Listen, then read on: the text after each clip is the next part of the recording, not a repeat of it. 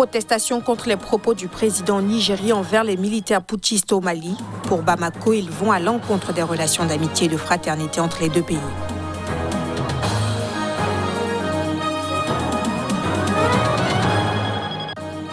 L'armée a repoussé des miliciens après un jour de combat dans les hauts plateaux. Nous sommes en République démocratique du Congo. L'annonce a été faite par les autorités.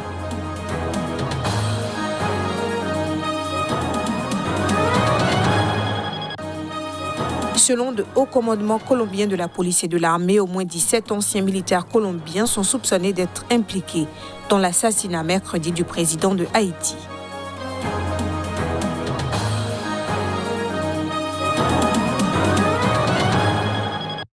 Merci pour votre fidélité à Sika TV. Bienvenue dans ce journal. L'armée congolaise a annoncé hier avoir repoussé des miliciens d'une communauté des hauts plateaux de l'Est de la République démocratique du Congo. Dans cette région, des groupes rivaux s'affrontent violemment. Reportage.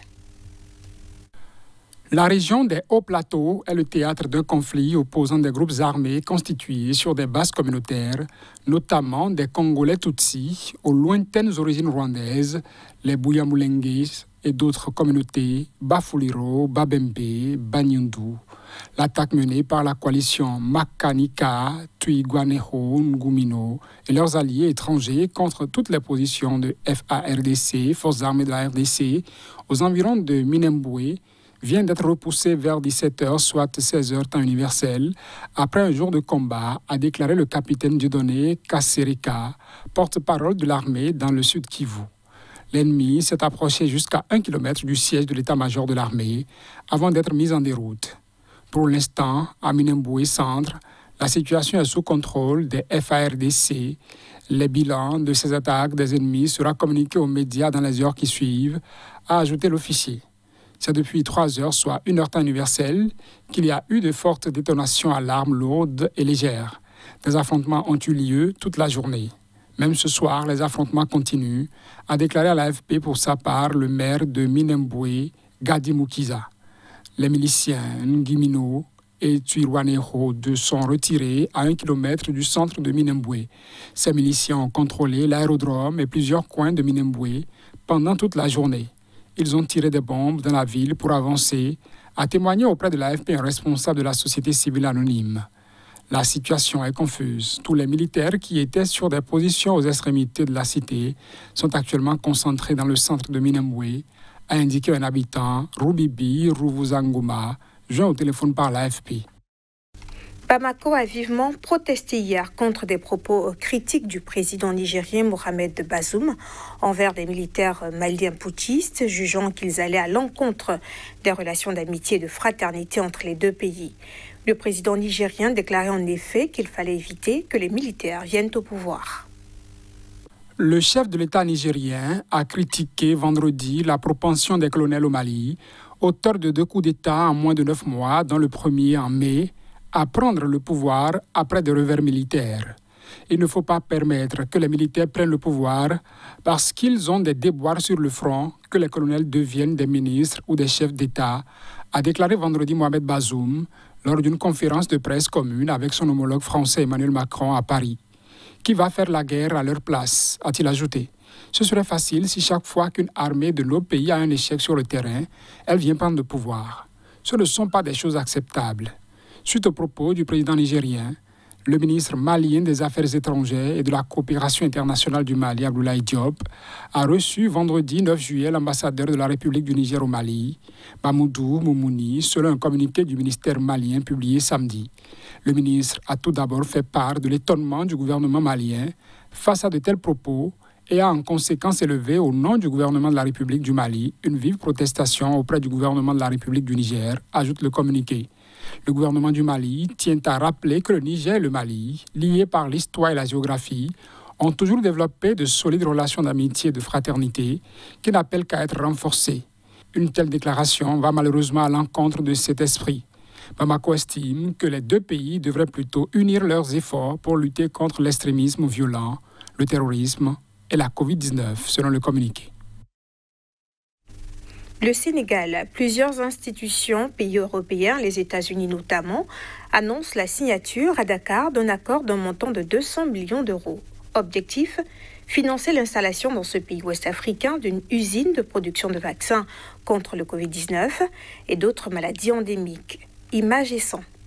Cet accord est signé alors que l'Afrique subit une troisième vague de coronavirus sur fond d'une rupture de vaccins anti-Covid alors que les unités de production de vaccins y sont déjà rares. L'Afrique importe 99% de ses besoins en vaccins selon un communiqué conjoint du gouvernement sénégalais et de la Team Europe, formé notamment de plusieurs pays et institutions européens, publié vendredi. L'accord de financement conclu vise à démarrer la production de vaccins à l'Institut Pasteur de Dakar pour réduire ses importations. On parle de 300 millions de doses de fabrication par an, ce qui est très important pour le Sénégal, mais pour l'ensemble du continent africain.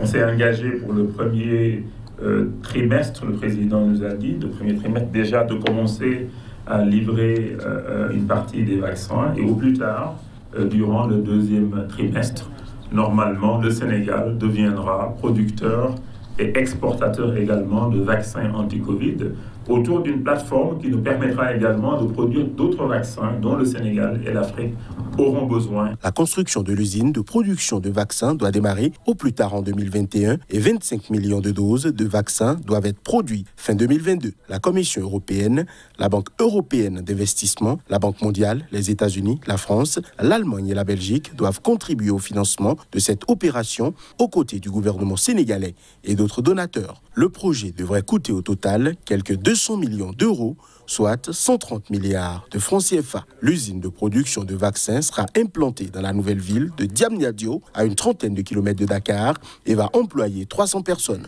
Écosystème qui va être créé ici, tout d'abord, avec des scientifiques, avec des bailleurs, avec de l'emploi qui vont être créés, mais aussi avec différents scientifiques, qu'ils soient américains, qu'ils soient européens, qui vont arriver ici. Ça va donner une dynamique à ces pays déjà dynamiques. Avec quelques 5,8 millions de cas et quelques 149 000 décès sur une population de 1,2 milliard d'habitants, l'Afrique est le continent le moins touché par la pandémie après l'Océanie. Le taux de vaccination y reste encore faible, avec seulement 2% de la population totale. Au moins 17 anciens militaires colombiens sont soupçonnés d'être impliqués dans l'assassinat mercredi dernier du président haïtien Jovenel Moïse. C'est ce qu'ont annoncé ce vendredi les hauts commandements colombiens de la police et de l'armée.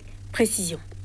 La police pense que 17 ex-soldats colombiens sont impliqués dans l'assassinat du président haïtien Jovenel Moïse, a déclaré le directeur général de la police colombienne, Jorge Vargas, lors d'une conférence de presse à Bogota.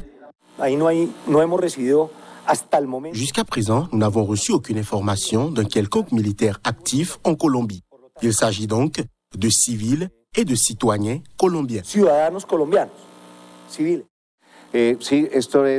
C'est une question qui se pose depuis longtemps, la question du commerce de mercenaires. Mais il n'y a vraiment aucune règle qui l'interdise, aucune règle qui l'empêche. Ils sont simplement constitués en société. Ils sont recrutés. Il y a un nombre important d'anciens militaires colombiens, par exemple, à Dubaï. Le président haïtien a été tué dans la nuit de mardi à mercredi par un commando de 28 individus, 26 Colombiens et 2 Américains d'origine haïtienne, selon Port-au-Prince. La police d'Haïti affirme que 3 Colombiens sont morts pendant son opération. Au total, 17 personnes ont été arrêtées, 15 Colombiens et 2 Américains. Parmi les Colombiens arrêtés figure Manuel Antonio Grosso Guarin, 40 ans, l'un des soldats les mieux entraînés de l'armée colombienne, selon le quotidien El Tiempo. Les autorités colombiennes n'ont pas divulgué d'informations sur le nombre d'années passées par les suspects dans l'armée, ni les raisons pour lesquelles ils l'ont quitté. Et puis toujours concernant Haïti, le sénateur Patrice Dumont a déclaré que le pays n'était pas du tout prêt pour les élections qui se tiendront en septembre. Rappelons que l'assassinat du président Jovenel Moïse laisse un vide au niveau du pouvoir dans cette nation caribéenne appauvrie et frappée par la crise. Pour le sénateur, c'est un coup d'État qui est en cours dans le pays. Suivons un extrait de ses propos. L'État haïtien n'étant pas au contrôle de son territoire, attribution que l'État haïtien, par l'intermédiaire de Jovenel Moïse, a confiée à des gangs armés. Comment peut-on mener campagne dans ces conditions?